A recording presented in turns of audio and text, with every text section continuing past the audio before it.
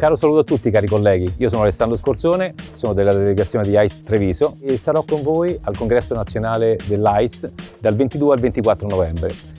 Ho avuto l'onore da parte dell'Associazione Italiana Sommelier di potermi occupare di una conversazione ad ampio spettro su un vitigno per me molto importante, il Raboso. Perché il Raboso? Il Raboso in fondo non è modaiolo e perché parlarne? Primo perché sono anche confratello del Raboso e quindi ne sono particolarmente orgoglioso e poi perché è un vitigno che ha tanta storia da raccontare, storie di uomini, storie di donne, storie vere, storie che si incontreranno e che faranno parlare molto attraverso le declinazioni del Raboso, quindi anche una modernità.